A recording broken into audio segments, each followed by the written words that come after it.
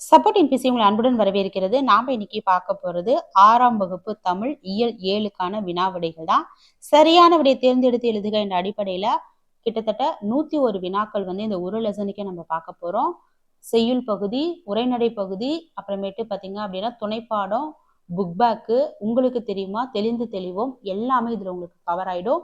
டெட்டுக்கு படிக்கிறவங்களா இருந்தாலும் சரி, இல்ல டிஎன்பிசிக்கு படிக்கிறவங்களா இருந்தாலும் சரி, லைன் பை லைன் கொஸ்டின் எடுத்திருக்கிறோம். கண்டிப்பா இது முழுக்க முழுக்க பாத்தீங்க அப்படின்னா ஃபுல்லாவே கவர் ஆயிருக்கு. இந்த பிடிஎஃப் உங்களுக்கு வேணும் அப்படின்னு சொல்லி நினைச்சீங்க அப்படின்னா ஸ்கிரீன்ல தெரியக்கூடிய இந்த நம்பருக்கு ஃபோன் பண்ணி கேளுங்க. எப்படி வாங்கிக்கலாம் அப்படிங்கிறது குறித்த டீட்டெயில் உங்களுக்கு சொல்லுவாங்க. ஃபர்ஸ்ட் கொஸ்டின், கவி ஞாயிறு என்னும் அடைமொழி பெற்ற கவிஞர் யார்? கவி ஞாயிறு என்னும் அடைமொழி பெற்ற கவிஞர் தாராபாரதி. தாராபாரதி 34 ஆண்டுகள் ஆசிரியராக பணியாற்றியவர். ஞாயிறு என்றால் கதிரவன் என்று பொருள். கவிதை உலகில் கதிரவனைப் போல் ஒளி வீசியதால் கவி ஞாயிறு என்று சிறப்பித்து அழைக்கப்படுகிறார். கவி ஞாயிறு என்னும் அடைமொழி பெற்ற கவிஞர் தாராபாரதி. தாராபாரதியின் இயற்பெயர் என்ன? தாராபாரதியின் இயற்பெயர் ராதாகிருஷ்ணன். ராதாகிருஷ்ணன் என்பது இவரது பெற்றோர் இட்ட பெயர். தாரா என்ற சொல்லை திருப்பி போட்டால் ராதா என வரும். அதனுடன் பாரதி என்ற பெயரை இணைத்து தாரா பாரதி என்ற புனைப்பெயரில் கவிதைகள் எழுதினார். ராதாகிருஷ்ணன் அப்படிங்கிற இவருடைய பெற்றோர் இட்ட பெயரை ராதா அப்படிங்கிறத பத்தி, தாரா அப்படிங்கிறது தான் அப்படியே மாத்தி ராதா அப்படின்னு ஒரு புனைப்பெயரை உருவாக்கி இருக்காரு. இதத்தான் பாரதிங்கிற பேரோட சேர்த்தி தாரா பாரதி அப்படிங்கிற கவிதை, அந்த பேர்ல கவிதை எழுதியிருக்காரு. புதுமைகள் செய்த தேசம் இது, பூமியின் கிழக்கு வாசல் இது, இவ்வரிகள் இடம்பெற்ற நூல் எது? புதுமைகள் செய்த தேசம் இது, பூமியின் கிழக்கு வாசல் இது, இவ்வரிகள் இடம்பெற்ற நூல் பாரதம் அன்றைய நாற்றங்கால். பாரதம் அன்றைய நாற்றங்கால். தாராபாரதி எழுதிய இப்பாடல் நமது இந்திய நாடு பல மொழிகள் மதங்களை கொண்டிருந்தாலும் எப்படி கலைகளாலும் அறத்தாலும் ஒற்றுமையாக செயல்பட்டு புதுமைகளை செய்கிறது என்பதை விளக்குகிறது. தாராபாரதி எழுதிய இப்பாடல் நமது இந்திய நாடு பல மொழிகள் மதங்களை கொண்டிருந்தாலும் எப்படி கலைகளாலும் அறத்தாலும் ஒற்றுமையாக செயல்பட்டு புதுமைகளை செய்கிறது என்பதை விளக்குகிறது. தேசம் உடுத்திய நூலாடையாக தாராபாரதி குறிப்பிடும் நூல் எது? தேசம் உடுத்திய நூலாடையாக தாராபாரதி குறிப்பிடும் நூல் திருக்குறள். உலக பொதுமறையான திருக்குறளை இந்திய தாய் உடுத்தியிருக்கும் ஆடையாக கவிஞர் உருவகப்படுத்துகிறார். இது உலகிற்கே வாழ்வியல் அறத்தை உணர்த்தும் ஆடையாகும். காளிதாசனின் தேனிசை பாடல்கள் எங்கு எதிரொலிக்கின்றன? காளிதாசனின் தேனிசை பாடல்கள் எங்கு எதிரொலிக்கின்றன? காவிரி கரையில். வடமொழி கவிஞர் காளிதாசனின் பாடல்கள் தெற்கே ஓடும் காவிரி ஆற்றங்கரையில் எதிரொலிப்பதாக பாடி தேசத்தின் கலை ஒருமைப்பாட்டை விளக்குகிறார். காளிதாசன் தேனிசை பாடல்கள் எங்கு எதிரொலிக்குது? காவிரி கரையில. கம்பனின் அமுத கவிதைகளுக்கு எந்த ஆறு இசை அமைக்கிறது? கம்பனின் அமுத கவிதைகளுக்கு எந்த ஆறு இசை அமைக்கிறது? கங்கை. தென்னகத்து தமிழ் அறிஞர் கம்பனின் கவிதைகளுக்கு வடக்கில் உள்ள கங்கை நதியின் அலைகள் தாளமிட்டு இசை அமைப்பதாக தேசத்தின் நிலப்பரப்பு பிணைப்பை கூறுகிறார். அடுத்து, கன்னிகுமரியின் கூந்தலுக்காக எந்த ஊர் பூத்தொடுக்கும்? கன்னிகுமரியின் கூந்தலுக்காக காஷ்மீர் பூத்தொடுக்கும்.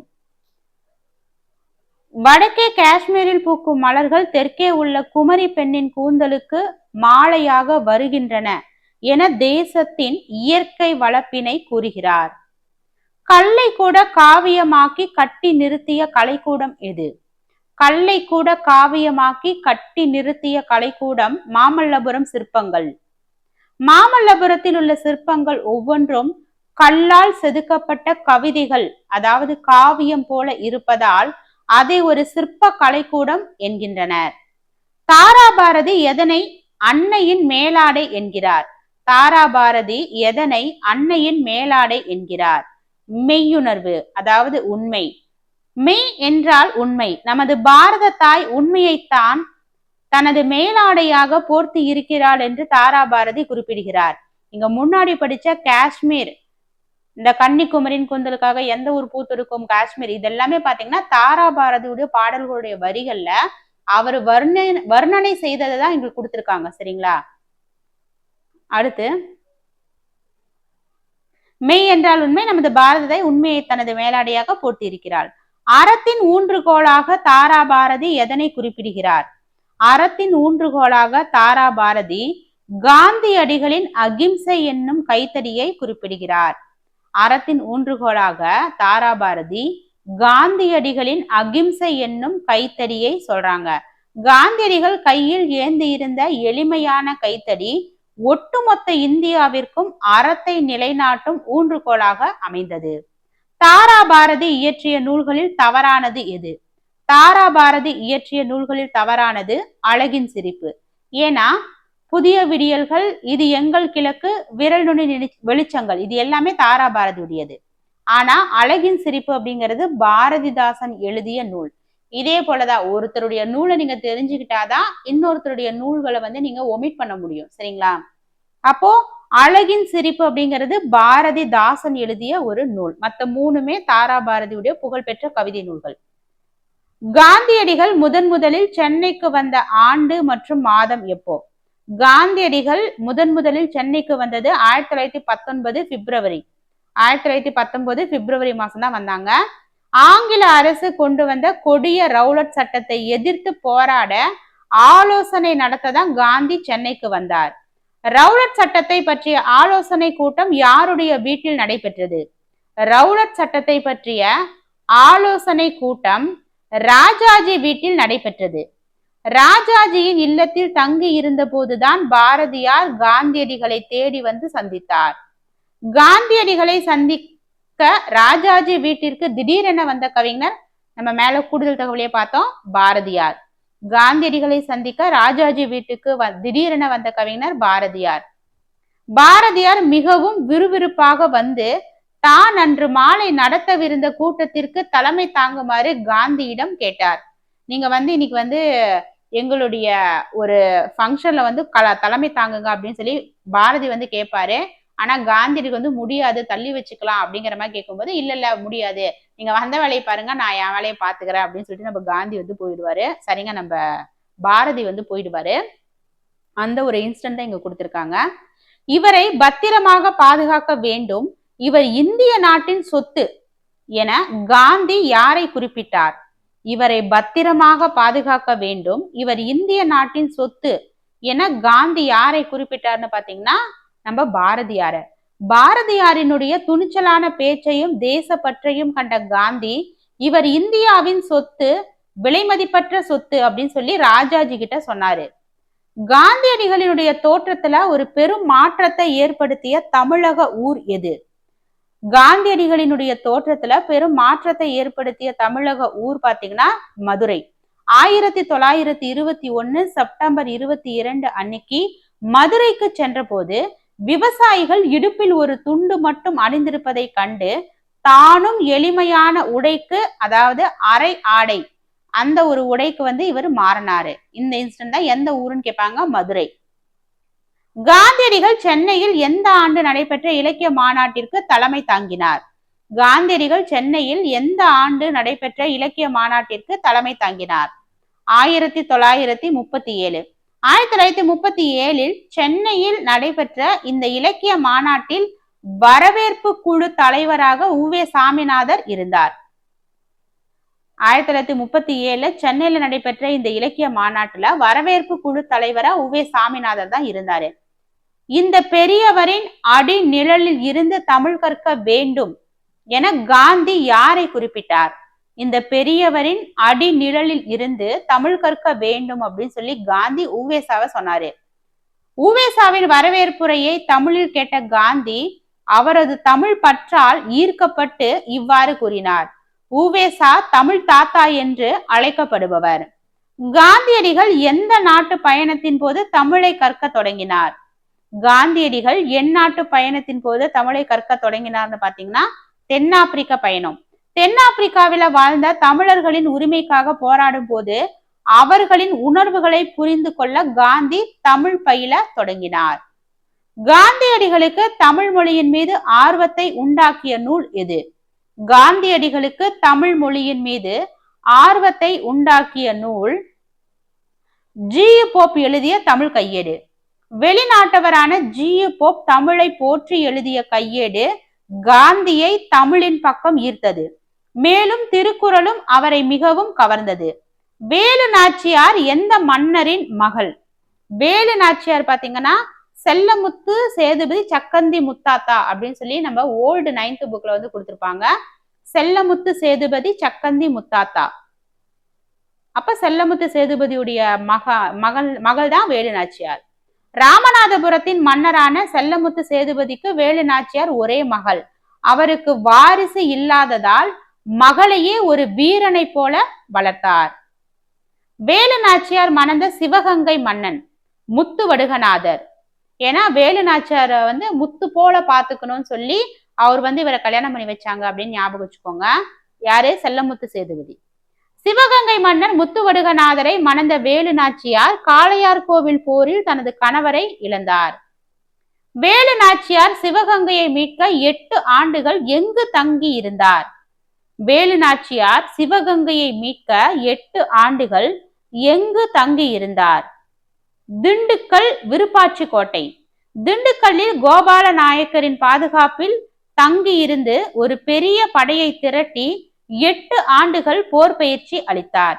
திண்டுக்கல்லில் கோபால நாயக்கரின் பாதுகாப்பில் தங்கி இருந்து ஒரு பெரிய படையை திரட்டி 8 ஆண்டுகள் போர் பயிற்சி அளித்தார்.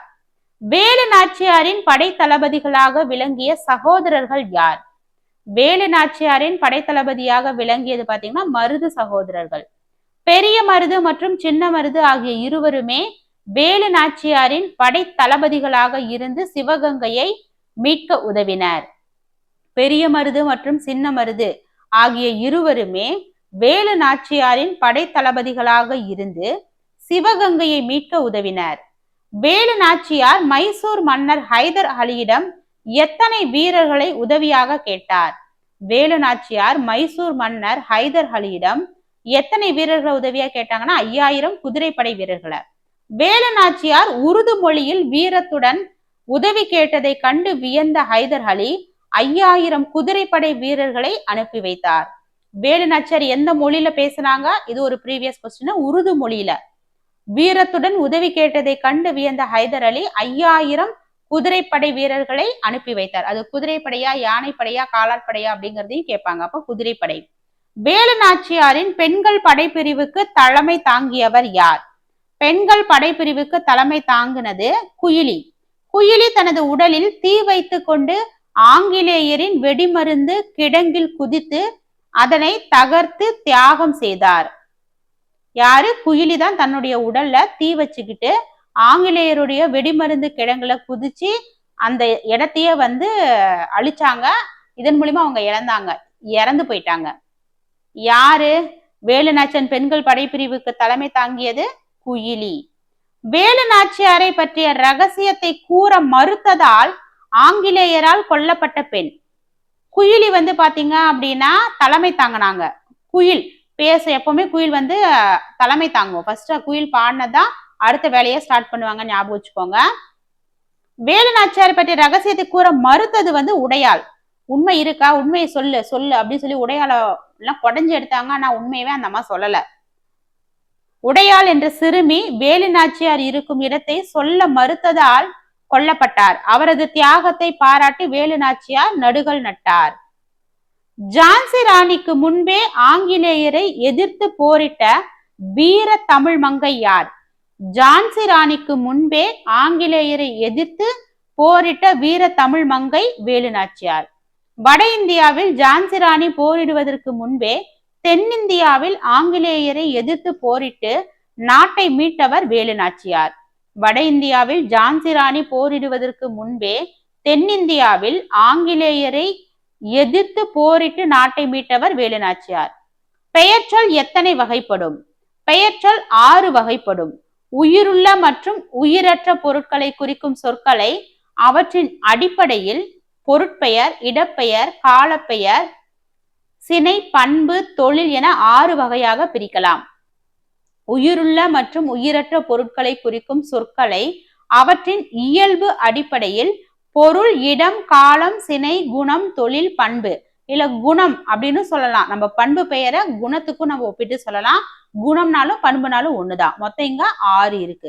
இது சினை பெயர், பண்பு பெயர், பொருட்பெயர் அப்படின்னு படிக்காதீங்க.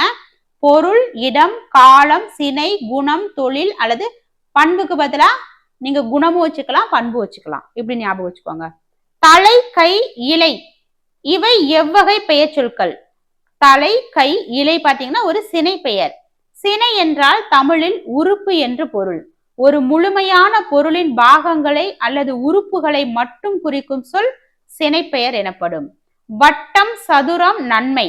வட்டம், சதுரம், நன்மை இது பாத்தீங்க அப்படின்னா பெயர் சொற்கள். எதை குறித்து வருது? வட்டமா இருக்கு, சதுரமா இருக்கு, நன்மை அப்படின்னு ஒரு பண்பை பத்தியோ அதனுடைய குணத்தை பத்தியோ சொல்லி வருது. அப்ப பண்பு பெயர் குணப்பெயர் ஒண்ணுதான். ஒரு பொருளின் வடிவம், அளவு, நிறம் அல்லது குணம் ஆகிய பண்புகளை சுட்டி காட்டும் சொல் பண்பு பெயர் எனப்படும். ஹியூமானிடேரியன் என்பதன் தமிழ் சொல். ஹியூமானிடேரியன் அப்படின்னா மனித நேயம். ஹியூமன் சென்ஸே இல்லையா அப்படின்லாம் கேட்கிறோம் தானே. ஹியூமன் என்றால் மனிதன். மற்ற மனிதர்களிடம் அன்பு காட்டி அவர்கள் துன்பப்படும் போது உதவுவதே மனிதநேயம். பேட்ரியாட்டிசம். பேட்ரியாட்டிசம் என்பதன் தமிழ் சொல் என்ன? நாட்டுப்பற்று. தனது தாய் நாட்டின் மீது ஒரு குடிமகன் கொண்டுள்ள பற்று அல்லது அன்பே நாட்டுப்பற்று எனப்படும். ஆர்ட் கேலரி என்பதன் தமிழ் சொல் என்ன? ஆர்ட் கேலரி அப்படின்னா கலைக்கூடம். ஓவியங்கள், சிற்பங்கள் உள்ளிட்ட கலை படைப்புகள் காட்சிப்படுத்தப்பட்டுள்ள இடத்தை கலைக்கூடம் என்கிறோம். ஓவியங்கள், சிற்பங்கள் உள்ளிட்ட கலை படைப்புகள் காட்சிப்படுத்தப்பட்டுள்ள இடத்தை கலைக்கூடம் என்கிறோம். இன்டிகிரிட்டி என்பதன் சரியான தமிழ் சொல் நேர்மை. இன்டிகிரிட்டி அப்படின்னா நேர்மை. இன்டிகிரிட்டி என்றால் நேர்மை என்று பொருள். யூனிட்டி என்பதற்கு ஒருமைப்பாடு என்பது தமிழாக்கம். மிஷனரி அப்படின்னா சமய பரப்பு குழு. மிஷனரி சமய பரப்பு குழு ஒரு குறிப்பிட்ட சமயத்தின் கொள்கைகளை மக்களிடம் கொண்டு செல்வதற்காக செயல்படும் குழுவை மிஷனரி என்கிறோம். சோசியல் ரீஃபார்ம் என்பதன் தமிழ் சொல். சோசியல் ரீஃபார்ம் அப்படின்னா சமூக சீர்திருத்தம். சமூகத்தில் நிலவும் தவறான பழக்க வழக்கங்கள் அல்லது மூட நம்பிக்கைகளை மாற்றி அமைப்பதே சமூக சீர்திருத்தம் எனப்படும். வேலு நாச்சியார் அறிந்திருந்த மொழிகள் எவை? வேலு நாச்சியார் அறிந்திருந்த மொழிகள் ஏ மற்றும் பி. ஏளனருக்கு தமிழ், ஆங்கிலம், பிரெஞ்சு, உருது இது 4 மொழிகளுமே அவங்க சிறப்பா இருந்தாங்க. வேலு நாச்சியார் தமிழ் மொழியுடன் ஆங்கிலம், பிரெஞ்சு மற்றும் உருது ஆகிய மொழிகளை கற்று தேர்ந்திருந்தார். இது அவர் அயல் நாட்டு படைகளிடம் பேச உதவியது. மாநகரம். இதில் மா என்பது எவ்வகை சொல்? மா என்பது பாத்தீங்கன்னா உரிச்சொல். பெயர் சொல்லின் அல்லது வினை சொல்லின் குணத்தை மிகுதிப்படுத்த அல்லது சிறப்பிக்க வருவது உரிச்சொல் எனப்படும். இங்க மா என்றால் பெரிய என்று பொருள். மற்று என்பது எவ்வகை சொல்? மற்று என்பது ஒரு இடைச்சொல். தனித்து இயங்காமல் பெயர் சொல்லையோ அல்லது வினை சொல்லையோ சார்ந்து வரும் சொல் இடைச்சொல் எனப்படும். தனித்து இயங்காமல் பெயர் சொல்லையோ அல்லது வினை சொல்லையோ சார்ந்து வரும் சொல் இடைச்சொல். படித்தல். தல் என்பது எவ்வகை பெயர்? தல் அப்படின்னா தொழிற்பெயர். நாம் செய்யும் ஒரு செயலையோ அல்லது தொழிலையோ பெயராக குறிப்பிடும் போது அது தொழிற்பெயர் எனப்படும். இது தல், அல் போன்ற விகுதிகளில் முடியும். தல், அல்னு வந்தாவே நமக்கு தொழிற்பெயர் தான் வரும். காந்தியடிகள் காரைக்குடியில் எந்த ஊரில் ஒரு செல்வந்தர் வீட்டில் தங்கி இருந்தார்? காந்தியடிகள் காரைக்குடியில் எந்த ஊரில் ஒரு செல்வந்தர் வீட்டில் தங்கி இருந்தார்? கானாடு காத்தான். அங்குள்ள பெரிய வீட்டில் ஆடம்பர பொருட்களை கண்ட காந்தி அந்த பொருட்களை விற்று வரும் பணத்தை நாட்டுக்கு தருமாறு கேட்டுக்கொண்டார். அங்குள்ள பெரிய வீட்டில் ஆடம்பர பொருட்களை கண்ட காந்தி அந்த பொருட்களை விற்று வரும் பணத்தை நாட்டுக்கு தருமாறு கேட்டுக்கொண்டார். காந்தியடிகள் காரைக்குடியில் எந்த ஊர்ல தங்கியிருந்தாரு? செல்வந்தர் வீடு கானாடு காத்தான். வேலு நாச்சியார் உடையாள் நினைவாக எதனை நடுக்கல்லில் சமர்ப்பித்தார்? வேலு நாச்சியார் உடையாள் நினைவாக தன்னுடைய தன்னை சிறு வயதிலிருந்தே பாதுகாத்த மற்றும் வீர மரணம் எய்திய உடையாள் என்ற பெண்ணின் வீரத்தை போற்ற தனது தாலியை காணிக்கையாக்கினார். தன்னை சிறு வயதிலிருந்தே பாதுகாத்த மற்றும் வீர மரணம் எய்திய உடையாள் என்ற பெண்ணின் வீரத்தை போற்ற தனது தாலியை காணிக்கையாக்கினார். சோசியல் ஒர்க்கர் என்பதன் தமிழ் சொல் எது?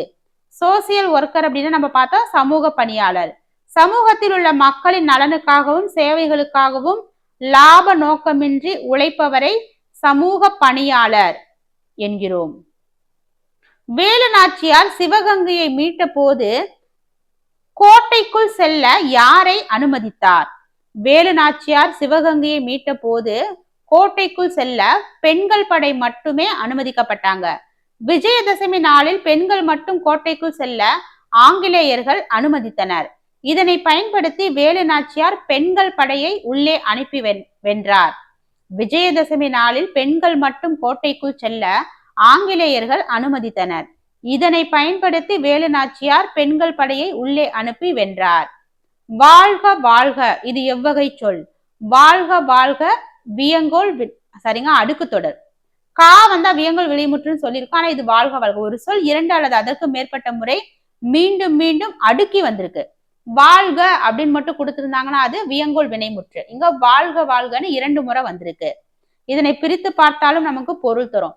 சலசல அப்படிங்கிற வார்த்தையை நீங்க பிரிச்சு பாத்தீங்கன்னா நமக்கு பொருள் தராது. ஆனா இது வாழ்க வாழ்க அப்படிங்கிறது நமக்கு பொருள் கொடுக்கும். திருநெல்வேலி இது எவ்வகை பெயர்? திருநெல்வேலி அப்படிங்கிறது ஒரு இடத்தினுடைய பெயர்.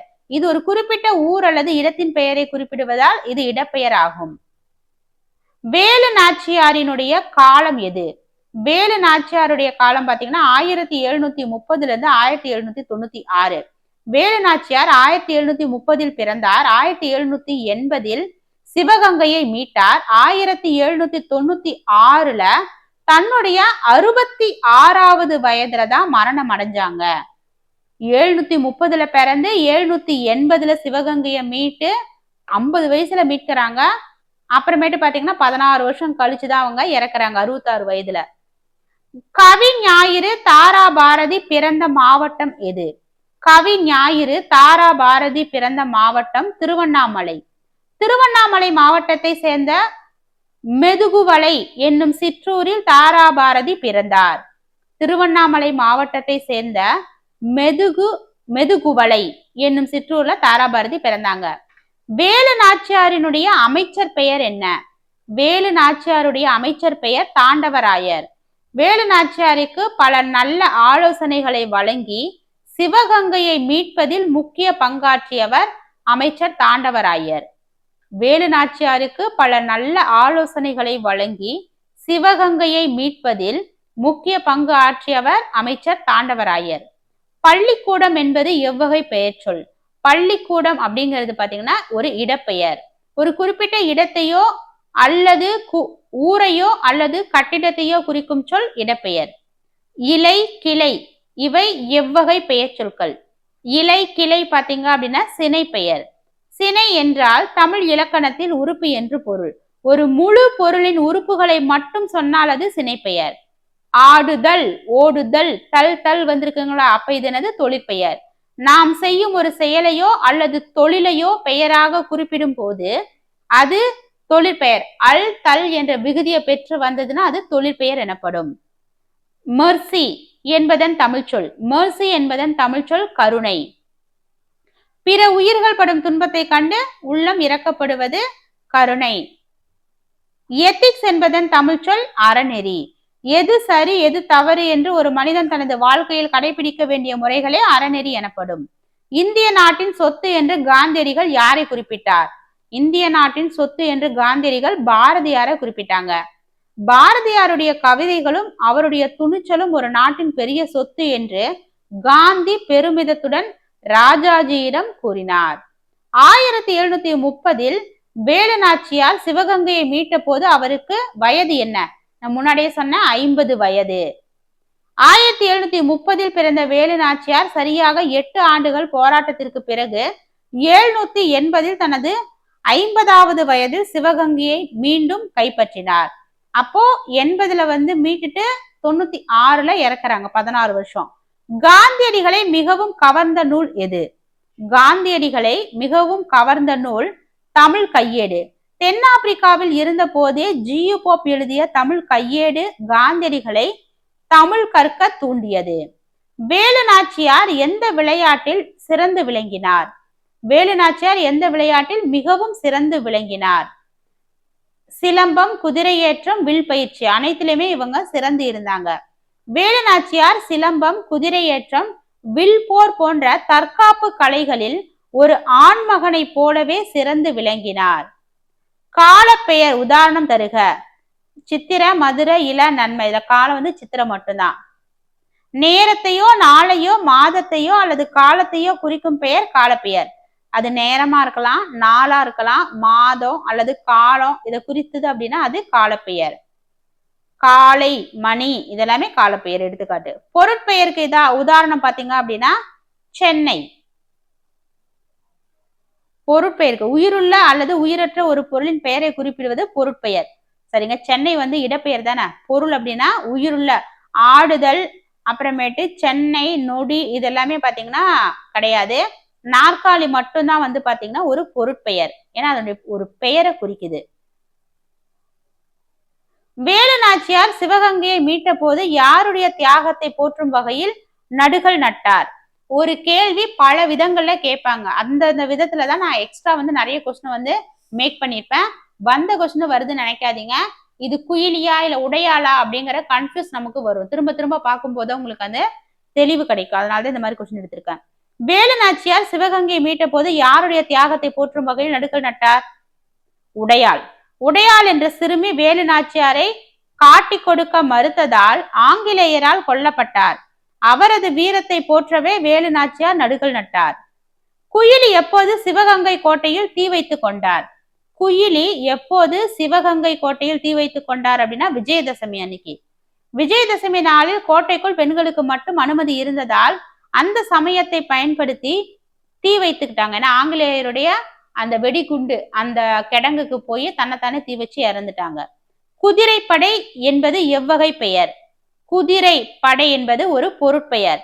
குதிரை என்பது ஒரு உயிருள்ள பொருளை குறிப்பதால் அது பொருட்பெயர் ஆகும். சலசல நம்ம பார்த்தோம் தானே, இரட்டை கிளவி. பிரித்தால் பொருள் தராத சொல் இரட்டை கிளவி ஆகும். அறக்கட்டளை என்பதன் ஆங்கில சொல் ட்ரஸ்ட். பொது நன்மைக்காக தொடங்கப்பட்ட ஒரு அமைப்பை ட்ரஸ்ட் என்கிறோம். வேலு நாச்சியார் சிவகங்கையை மீட்ட ஆண்டு 1780. 1772ல கணவரை இழந்த வேலு நாச்சியார் 8 ஆண்டுகளுக்கு பின்னாடி 1780ல மீண்டும் சிவகங்கைய மீட்டெடுத்தாங்க. அடுத்து தாரா பாரதியின் காலம் எது? தாரா பாரதியினுடைய காலம் பாத்தீங்க அப்படின்னா 1947 2011. கவி ஞாயிறு தாரா பாரதி 26/2/1947 அன்னைக்கு பிறந்தாங்க. மே 13 2011 அன்னைக்கு காலமானாங்க. இவருடைய காலம் 1947 2011 வரைக்கும். வேலு நாச்சியார் உருது மொழியில் யாரிடம் படை உதவி கோரினார்? வேலு நாச்சியார் உருது மொழியில் யாரிடம் படை உதவி கோரினார்? ஹைதர் அலி. மைசூர் மன்னர் ஹைதர் அலியிடம் படை உதவி கோரும் போது உருதுவில் பேசி அவரை வியக்க வைத்தார். வந்தான் என்பதை 4 வகை சொற்களில் எவ்வகை? வந்தான் என்பது 4 வகை சொற்களில் எவ்வகை அப்படின்னா வினைச்சொல். ஒரு செயலை குறிக்கும் சொல் வினைச்சொல் எனப்படும். இங்கு வந்தான் என்பது வருதல் என்ற செயலை குறிக்கிறது. மெய் என்பதன் பொருள் யாது? மெய் என்பதன் பொருள் உண்மை. மெய் என்பதற்கு உடல் மற்றும் உண்மை என 2 பொருள் உண்டு. இந்த பாடத்துல மெய்யுணர்வு என்னும் போது உண்மை என்ற பொருளை குறிக்கிறது. காந்தியடிகள் மதுரைக்கு சென்ற போது எதை கண்டு அரை ஆடை அணிய தொடங்கினார்? காந்தியடிகள் மதுரைக்கு சென்ற போது எதை கண்டு அரை ஆடை அணிய தொடங்கினார்? விவசாயிகளின் நிலை. விவசாயிகள் இடுப்பில் ஒரு துண்டு மட்டும் அணிந்து வேலை செய்வதை பார்த்து தானும் எளிய ஆடைக்கு மாறினார். விவசாயிகள் இடுப்பில் ஒரு துண்டு மட்டும் அணிந்து வேலை செய்வதை பார்த்து தானும் எளிய ஆடைக்கு மாறினார். கவி ஞாயிறு தாரா பாரதி எத்தனை ஆண்டுகள் ஆசிரியராக பணியாற்றினார்? கவி ஞாயிறு தாரா பாரதி எத்தனை ஆண்டுகள் ஆசிரியராக பணியாற்றினார்? 34 ஆண்டுகள். தனது 34 ஆண்டு கால ஆசிரிய பணியில் மாணவர்களுக்கு அறத்தையும் தமிழையும் போதித்தார். புதுமைகள் செய்த தேசம் என தாராபாரதி எதனை குறிப்பிடுகிறார்? புதுமைகள் செய்த தேசம் அப்படின்னு சொல்லி தாராபாரதி பாரதத்தை சொல்றாங்க. கலைகளாலும் அறத்தாலும் அறிஞர்களாலும் சிறந்து விளங்கும் நமது இந்திய நாட்டை புதுமைகள் செய்த தேசம் என பாடுகிறார். காந்தியடிகள் எப்போது மதுரைக்கு வருகை தந்தார்? காந்தியடிகள் எப்போது மதுரைக்கு வருகை தந்தார்? செப்டம்பர் 1921. செப்டம்பர் 1921 மதுரைக்கு ரயிலில் சென்றபோதுதான் வழியில் வயலில் வேலை செய்த விவசாயிகளை கண்டு தனது ஆடை மாற்றத்தை செய்தார். தாராபாரதி கங்கை நதியின் அலைகள் எதன் கவிதைகளுக்கு இசையமைக்கின்றன என்றார். தாராபாரதி கங்கை நதியின் அலைகள் எதன் கவிதைகளுக்கு இசையமைக்கின்றன எது அப்படின்னு சொல்லி சொன்னாருன்னு பாத்தீங்கன்னா கம்பனின் அமுத கவிதைகள். தெற்கே பிறந்த கம்பனின் தமிழுக்கு வடக்கே ஓடும் கங்கை இசை தருவதாக கூறி நாட்டின் ஒருமைப்பாட்டை விளக்குகிறார். வேலு நாச்சியார் சிவகங்கையை மீட்ட போது அவருக்கு உதவிய திண்டுக்கல் கூட்டமைப்பின் தலைவர் யார்? வேலு நாச்சியார் சிவகங்கையை மீட்ட போது அவருக்கு உதவிய திண்டுக்கல் கூட்டமைப்பின் தலைவர் கோபால நாயக்கர். விருப்பாட்சி பாளையக்காரரான கோபால நாயக்கர் வேலு நாச்சியாருக்கு 8 ஆண்டுகள் அடைக்கலம் கொடுத்து பாதுகாத்தார். விருப்பாட்சி பாளையக்காரரான கோபால நாயக்கர் வேலு நாச்சியாருக்கு 8 ஆண்டுகள் அடைக்கலம் கொடுத்து பாதுகாத்தார். வேலு நாச்சியாருடைய கணவர் எப்ப இறந்தாங்க? 1772ல 80ல சிவகங்கையை மீட்டாங்க. 96ல இந்த அம்மா இறந்தாங்க. பெயர்ச்சொல் வினைச்சொல் ஆகியவற்றின் தன்மையை மிகைப்படுத்த வருவது எது? பெயர்ச்சொல் வினைச்சொல் ஆகியவற்றின் தன்மையை மிகைப்படுத்த வருவது உரிச்சொல். பெயர் அல்லது வினையின் பண்பை உணர்த்தி வரும் என்பது அதன் சிறப்பை உணர்த்தும். அதாவது நகரம் என்பது பெயர் சொல், மாநகரம் என்பது அதன் சிறப்பை உணர்த்தக்கூடிய உரிச்சொல். வேலு நாச்சியார் சிவகங்கையை மீட்ட ஆண்டு 1780. 772 காளையார் கோவில் போர்ல கணவர் இறந்த பிறகு 8 ஆண்டுகள் கழித்து 1780 மீண்டும் கோட்டையை கைப்பற்றினார். தாராபாரதி எழுதிய நூல்களில் விரல் நுனி வெளிச்சங்கள் எதனை குறிக்கிறது? தாராபாரதி எழுதிய நூல்களில் விரல் நுனி வெளிச்சங்கள் எதனை குறிக்கிறது? கவிதை தொகுப்பு. தாராபாரதி எழுதிய புதிய விடியல்கள் இது எங்கள் கிழக்கு போன்றே விரல் நுனி வெளிச்சங்கள் என்பதும் ஒரு சிறந்த கவிதை தொகுப்பு நூலாகும். ஓர் என்னும் சொல்லை எந்த வகை எழுத்தில் தொடங்கும் சொல்லுக்கு முன் பயன்படுத்த வேண்டும்? ஓர் என்னும் சொல்லை உயிரெழுத்து, அதாவது சொல்லின் முதல் எழுத்து உயிரெழுத்தாக இருந்தால் அதற்கு முன் ஓர் என்ற சொல்லை இட வேண்டும். இப்ப பாருங்க, ஓர் அப்படின்னு இருக்குங்களா, ஊர் அப்படின்னு இருக்கு. ஆ ஆ இ அப்படின்னு சொல்லி உயிரெழுத்து வருதுங்களா ஊர் அப்படிங்கிறதுக்கு, அந்த இடத்துல அப்போ உயிரெழுத்து அந்த சொல்லுக்கு முன்னாடி இருந்தது அப்படின்னா ஓர் என்ற வார்த்தையை பயன்படுத்த வேண்டும், அந்த சொல்ல பயன்படுத்தணும். இதுவே ஒரு என்னும் சொல்லை எந்த வகை எழுத்தில் தொடங்கும் சொல்லுக்கு முன் பயன்படுத்த வேண்டும் அப்படின்னா உயிர்மை எழுத்து. சொல்லின் முதல் எழுத்து உயிர்மை எழுத்தாக கா சா தா நா வா யாரா ஏதாவது ஒரு உயிர்மை எழுத்து, உயிரும் மெய்யும் சேர்ந்ததான உயிர்மை எழுத்துக்கள். அந்த எழுத்துக்கள்ல எந்த எழுத்து, இப்ப நகரம் பாருங்க, நான் வந்து உயிர்மை எழுத்து, இதுக்கு முன்னாடி ஒரு என்ற சொல் போட வேணும். சுதேசி கப்பல் நிறுவனத்தை நிறுவி ஆங்கிலேயரின் கப்பல்களுக்கு போட்டியாக கப்பல் நிறுவனத்தை தொடங்கியவர் யார்? சுதேசி கப்பல் நிறுவனத்தை நிறுவி ஆங்கிலேயரின் கப்பல்களுக்கு போட்டியாக கப்பல் நிறுவனத்தை தொடங்கியவர் வ.உ. சிதம்பரனார். தூத்துக்குடியில் சுதேசி கப்பல் நிறுவனத்தை தொடங்கி இந்தியர்களுக்கு என தனியாக கப்பல் போக்குவரத்தை உருவாக்கியவர் வ.உ.சி. தூத்துக்குடியில் சுதேசி கப்பல் நிறுவனத்தை தொடங்கி இந்தியர்களுக்கு என தனியாக கப்பல் போக்குவரத்தை உருவாக்கியவர் வ.உ.சி. லிட்ரேச்சர் என்ற ஆங்கில சொல்லுக்கு இணையான தமிழ் சொல் எது? லிட்ரேச்சர் என்ற ஆங்கில சொல்லுக்கான தமிழ் சொல் இலக்கியம். லிட்ரேச்சர் என்பது கலைநயமிக்க எழுத்து வடிவங்களை குறிக்கும். தாராபாரதி தனது பாடலில் எந்த திசையிலிருந்து வரும் நதிகள் கிழக்கு கரையின் நலம் கேட்கும் என பாடுகிறார்? தாராபாரதி தனது பாடலில் எந்த திசையிலிருந்து வரும் நதிகள் கிழக்கு கரையின் நலம் கேட்கும் என பாடுகிறார்? மேற்கு மலைகள். மேற்கு மலைகள் நதிகளை அனுப்பி கிழக்கு கரையின் நலம் கேட்கும் என்பது தாரா பாரதியின் பாடல் வரி. நம் நாடு டேஸ் மக்களின் பசியையும் போக்கி வருகின்றது என தாரா பாரதி அவருடைய பாடலில் குறிப்பிடுகிறார். நம் நாடு பிற நாட்டு மக்களின் பசியையும் போக்கி வருகின்றது அப்படின்னு சொல்லி சொல்றாரு. இந்திய தேசம் தனக்கு மட்டுமன்றி பிற நாடுகளின் பசியையும் போக்கும் அறம் கொண்டது என்கிறார் கவிஞர். ஒரு செயலை குறிக்கும் சொல்லுக்கு என்ன பெயர்? ஒரு செயலை குறிக்கும் சொல்லுக்கு வினைச்சொல் என பெயர். வினை என்றால் செயல். ஒரு செயலை அல்லது வேலையை குறிக்கும் சொல் வினைச்சொல். எடுத்துக்காட்டு ஓடினான், வந்தான், உட்கார்ந்தான், இந்த மாதிரி சொற்கள். காந்தியடிகளை தமிழ் கற்க தூண்டியதும் அவரை மிகவும் கவர்ந்ததுமான நூல் எது? காந்தியடிகளை தமிழ் கற்க தூண்டியதும் அவரை மிகவும் கவர்ந்ததுமான நூல் தமிழ் கையேடு. ஜி.யு. போப் எழுதினாரு. காந்தியடிகள் தென்னாப்பிரிக்காவில் வாழ்ந்த காலத்தில் ஜி.யு. போப் எழுதிய தமிழ் கையேடு என்ற நூலை படித்தார். அதுவே அவரை தமிழ் மொழியின் மீது ஈடுபாடு கொள்ள செய்தது. பாரதம் அன்றைய நாற்றங்கால் என்னும் கவிதை தலைப்பு எந்த நூலில் இடம்பெற்றுள்ளது? பாரதம் அன்றைய நாற்றங்கால் என்னும் கவிதை தலைப்பு தாரா பாரதியின் கவிதைகளில் இடம்பெற்றிருக்கிறது. பாரதம் அன்றைய நாற்றங்கால் என்ற கவிதை கவிஞாயிறு தாரா பாரதி எழுதிய தாரா பாரதியின் கவிதைகள் என்னும் தொகுப்பில் இருந்து எடுக்கப்பட்டது. கல்லை கூட காவியமாக்கி கட்டி நிறுத்திய கலைக்கூடம் இப்பாடலடி எந்த தலைப்பிலான பாடலில் இடம்பெற்றுள்ளது? கல்லை கூட காவியமாக்கி கட்டி நிறுத்திய கலைக்கூடம் அப்படிங்கிறது பாரதம் அன்றைய நாற்றங்கால் அப்படிங்கிற இந்த பாடல்ல தான் இருக்கு. தாரா பாரதி எழுதிய இப்பாடல்ல மாமல்லபுரத்து சிற்பங்கள் காவியங்கள் செதுக்கப்பட்டுள்ளதை இப்பாடல் வரி விளக்குகிறது. மாமல்லபுரத்து சிற்பங்கள் காவியங்களா செதுக்கப்பட்டிருக்கத இந்த பாடல் வரி விளக்குது.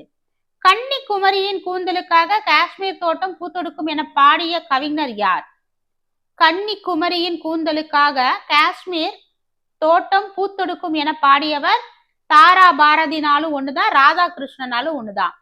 ஏன்னா தாரா பாரதியுடைய இயற்பெயர் தான் ராதாகிருஷ்ணன். ஆப்ஷன்ல தாரா பாரதிக்கு பதிலா ராதாகிருஷ்ணன் கொடுத்தாங்கன்னா கன்ஃபியூஸ் பண்ணிக்காதீங்க.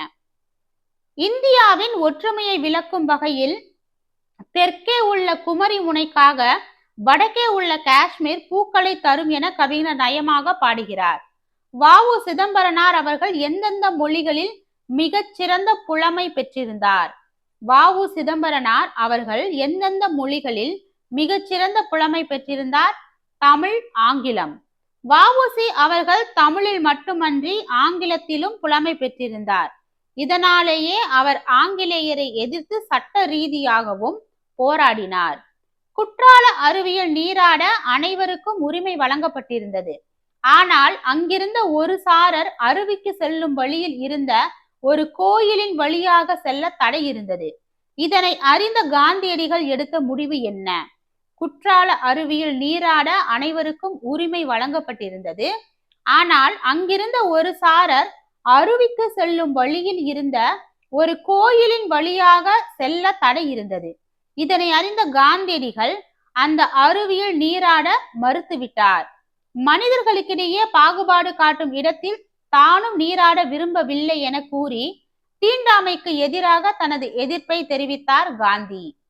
அன்னை நாட்டின் அமுத சுரபியில் அந்நிய நாடுகள் பசி தீர இப்பாடல் வரி இடம்பெற்றுள்ள தலைப்பு எது? அன்னை நாட்டின் அமுத சுரபியில் அந்நிய நாடுகள் பசி தீர இப்பாடல் வரி இடம்பெற்றுள்ள தலைப்பு பாரதம் அன்றைய நாற்றங்கால். இந்திய நாடு பிற நாடுகளின் பசியையும் போக்கும் அமுத சுரபியாக திகழ்கிறது என தாரா பாரதி இப்பாடலில் போற்றுகிறார்.